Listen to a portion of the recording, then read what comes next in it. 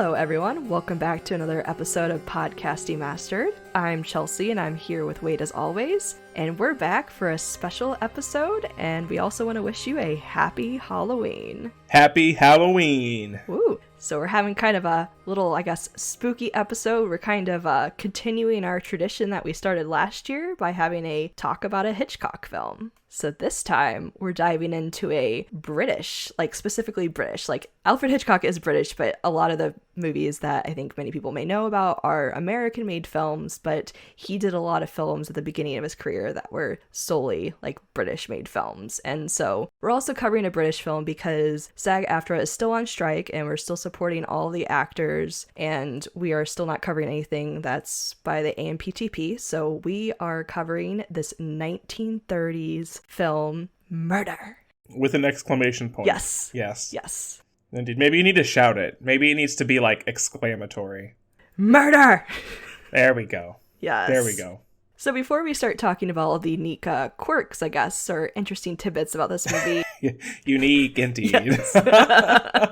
So let's just simply refer to IMDb's a little summary on the movie as a starting point.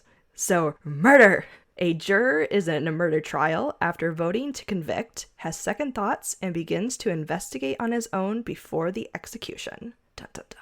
So, it's a very brief overview to start with. That is very brief, too. Yeah. Although it doesn't go a whole lot further than that. There's not some, whole alien conspiracy or anything going on within the plot. But it also feels it's a lot more than that at the same time. Mm-hmm. You feel like you get more than just a very, very basic, trial movie. Yeah. And the thing that's kind of, I guess, a little interesting with this movie, too, is that, we don't really meet our main character until, a good little bit of portion into the movie because we're set up with, this couple at the beginning who plays a part later on in the movie, but then who is actually accused of murder. So there's a woman who had a falling out with a friend, but a debatable, they were kind of working out the friendship. And so she's there with the murder weapon close by, blood on her clothing, and her friend is dead by the fireplace. Mm-hmm. So they're like, well, obviously she did it. And the entire town fits themselves into the room to watch. Okay.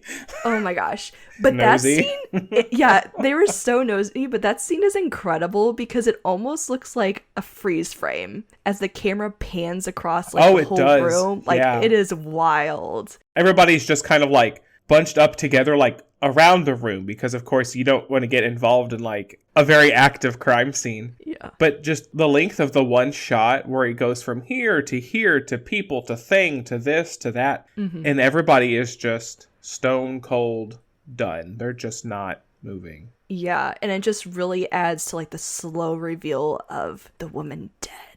Mm-hmm. But it's not overly graphic or anything, but it's still a pretty big deal for when this movie came out and stuff too. Oh, for sure. For sure, yeah. Yeah, that is such an interesting shot and it's something very noticeable, but that's what we see right at the beginning with that. And then I have to laugh because I just react to most of this movie as going, this movie is so British, or what I think British people are like. Oh no. It very much was especially you think old British, Yeah. Especially at the very beginning when the couple's hanging their heads out their window because there's the pounding or whatever that's going on in the street, and they're like, "What's that racket? Tell them to shut up," and blah blah blah. But they're hanging their half their bodies out their second story window, but also the window won't stay up, so they're constantly pushing it up with their backs or their hands or both of their hands and stuff like that. And I felt like that was very slapstick British humor. Yeah. Which is an interesting way to start this particular movie because there's not a lot of humor in the whole rest of the movie. No. It is an Alfred Hitchcock movie.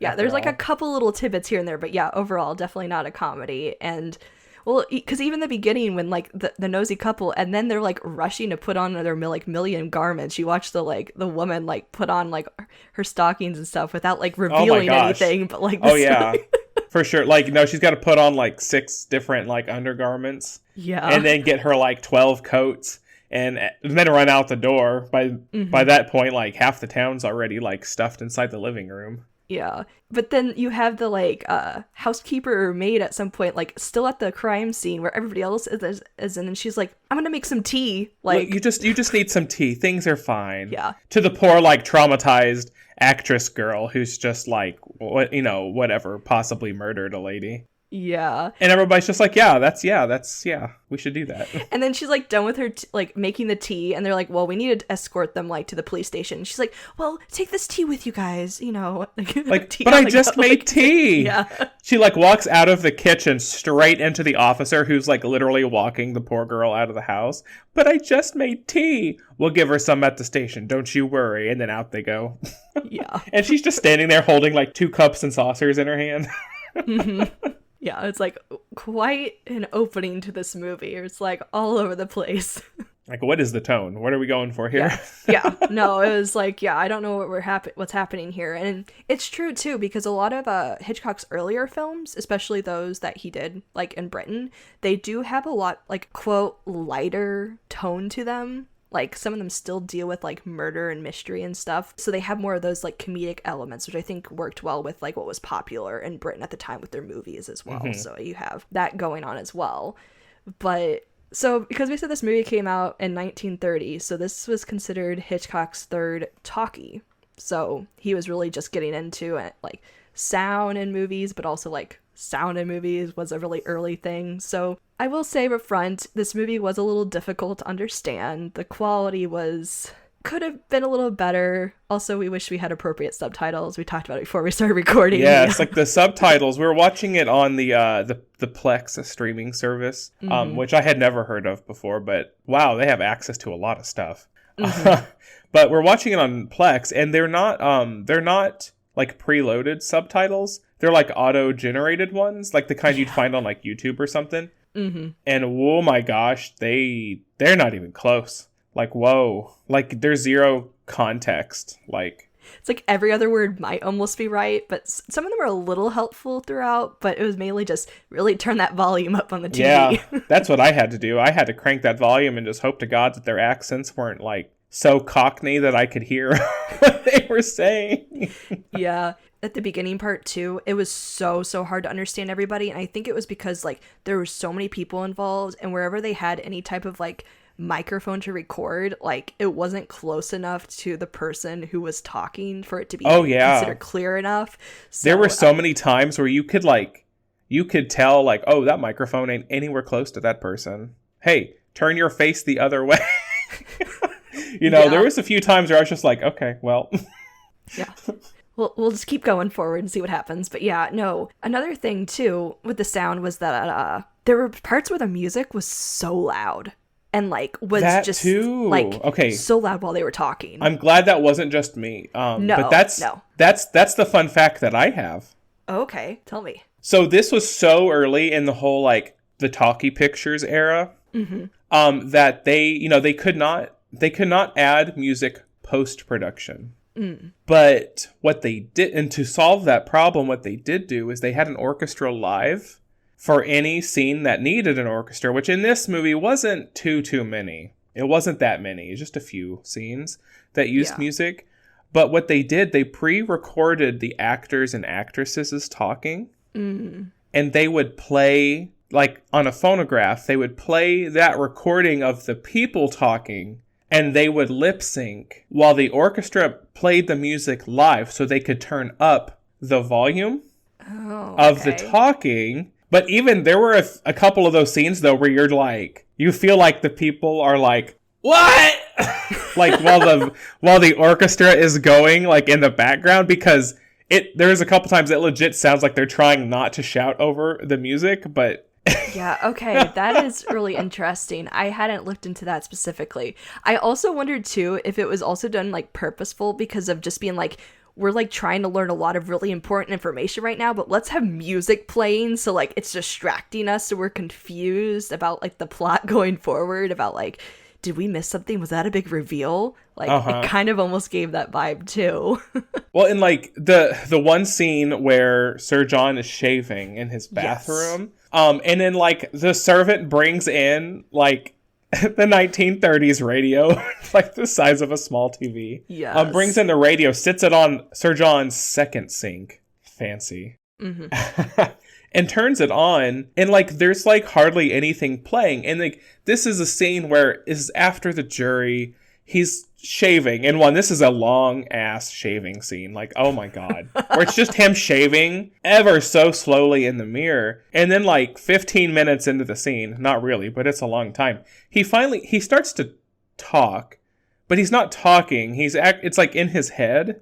He's reflecting on the jury and he's piecing some things together. And he makes up his mind that no, she was not the murderer. It had to have been like it was this situation. But as he's going, like the music coming quote unquote from the radio gets louder. And like that's one of those scenes where like the volume of the talking keeps like raising really loud because they're playing the prelude to Tristan and Isolde, which hot take, love Tristan and Isolde.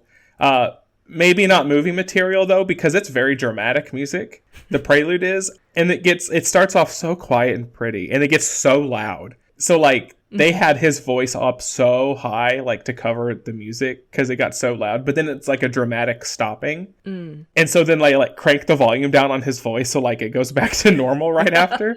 And I was like, oh my God! But then right after that, like the scene kind of changes anyway. Mm-hmm. But I was sitting there just like. Like, I don't know what's happening. I couldn't understand a word he said throughout his entire monologue.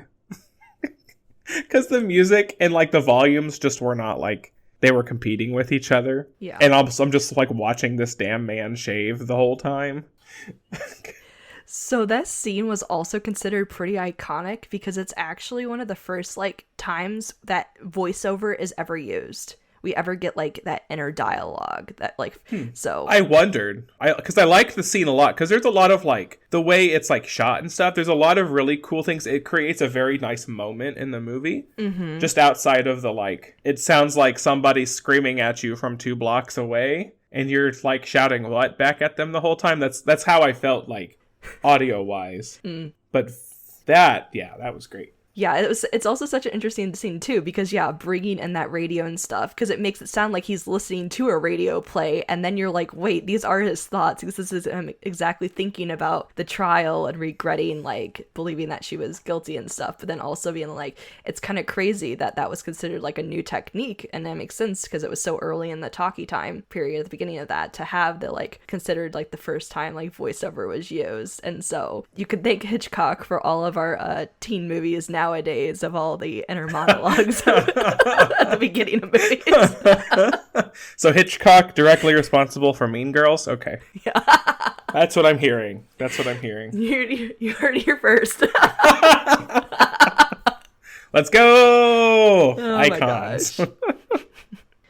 But, oh my gosh. So you know what also made this movie really insane? I'm going to throw out the other crazy fun fact about this movie. So Hitchcock's, film history, he has some really interesting things he's done over his course of his career. Like he's remade some of his films like that he made specifically for a British audience. He ended up remaking it for an American audience. Well, this movie, he took it like a step further, even though this was really early on in his career. So while he was filming this movie, Murder, he was also filming another movie called Mary, which Mary is the German version of this movie. And he was literally going back and forth on the same stage with different actors filming this British film and a German film. Interesting. Wow. Yeah. Okay. In the same set and everything? Yeah. Wow. Just specifically different actors. Some of the characters even had different names. The story was slightly changed a little bit, I think. But yeah, just... I guess, he wanted to just be an overachiever and just make 2 films at once that were the same thing for different audiences, so... I guess. It's pretty crazy, because I think there's actually... I don't remember which character it is specifically, but one character is, the same person in both films, but their character has a slightly different last name, I guess, to make one sound, more German versus, British or something, but... Well, I thought it was interesting that the lead actress, the actress who gets put in prison... Mm-hmm. Her last name is the same as the last name of her character, and it's not some basic last name. I was like, interesting. Was that decided upon. I don't know. Because like, Yeah. you know, you saw that the movies are based off of a book, Yes.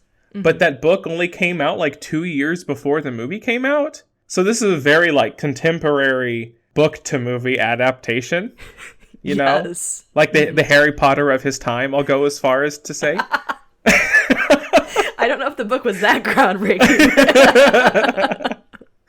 but yeah, like he must have really liked that book. He must have went straight into like, production. I'm making 2 movies at once. Yeah. Yeah, that's crazy. Yeah. And I think, like, because I think he worked on the film, like, he didn't specifically write it, but, like, his wife was known to really helping on his films and, like, kind of writing on the side. But I think, so he worked with his wife and the writer of the film to, like, collaborate on making these 2 essentially similar different versions, but also putting their own ideas that were not quite the same from the book into it. So it's just crazy adaptation all around.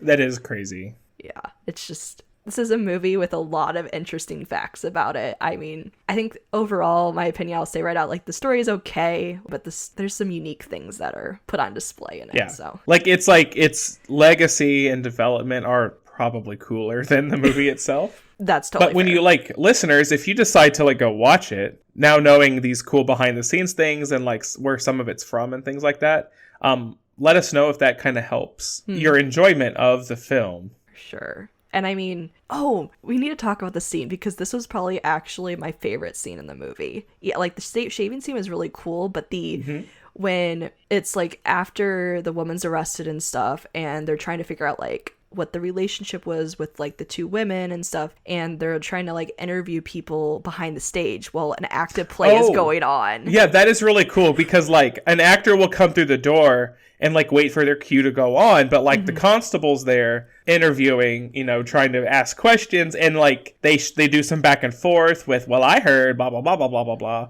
and like, oh, that's my cue, and then they go running on, so another actor comes running off, so then he interviews that actor, and then another actor comes in, and it's just a constant like roundabout. Yeah. With this like whole stage of like whole troupe of actors getting interviewed at the same time, but like for like small periods of time as they're like entering and exiting the stage with their props and changing costumes and getting into character. That was a really fun scene, even though I understood like zero what was being said. It was so chaotic. I was like, I guess it makes sense that I can only understand half of it, but I was just like, this is amazing though. Like this is a really cool way to have like such a unique like viewing experience of just all this chaos and just creativity. I also wanted to know more about what the freaking heck that play was because it was so bizarre. Like they open like the door to like the stage, you know, for, like off the set, and like you just see like what is going on that stage. Like how are these characters connected? Like you're drunk. Like this dude is dressed as a lady, but also like all tied up, like jumping onto the stage. Like what is going on? Yes, good point. Very good point.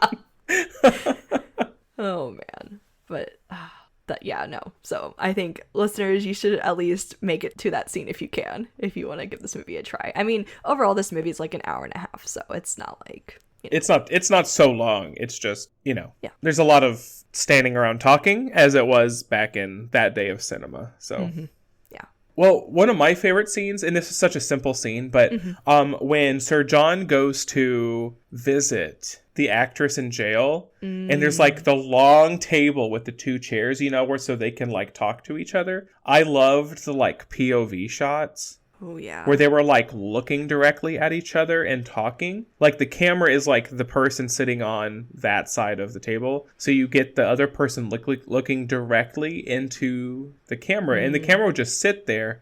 But, like, the acting that you got to see out of both of those actors, like, just sitting there and, like, just doing their thing. I thought it was really good, especially on the actress's end. Because she's not in the movie that much. No. For the movie being about her, essentially, you know. But when she's on screen, her talking, her facial expressions, her body language, like, they're there. Like, she does such a good job, I felt, in portraying herself to the audience. Yeah, no, you're so right. That scene was so interesting too. I also like at first because it's like an intense moment type thing, but it's also like weirdly funny because that table is like so long and they're like barely like The chairs are like against the yes. wall.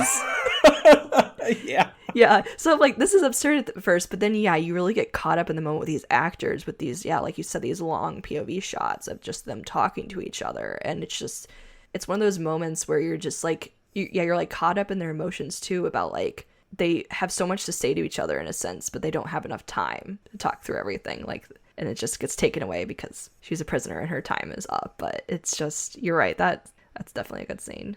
Mm-hmm. And in the ending too, I really liked the ending. We won't be giving it away. No. But I wasn't expecting like what happened. Probably because I didn't know any of the characters because I could never tell who was talking and like what they were saying.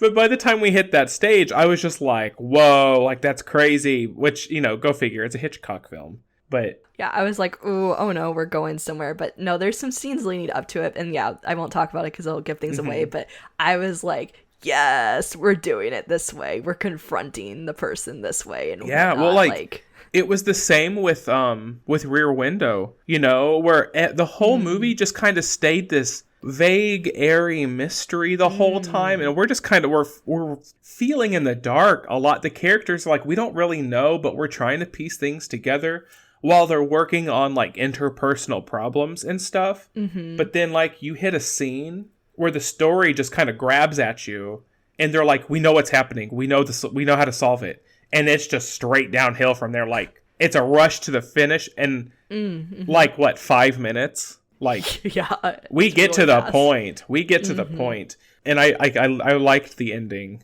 to this movie for that reason. Once they realize what it is, like, boom, it's over.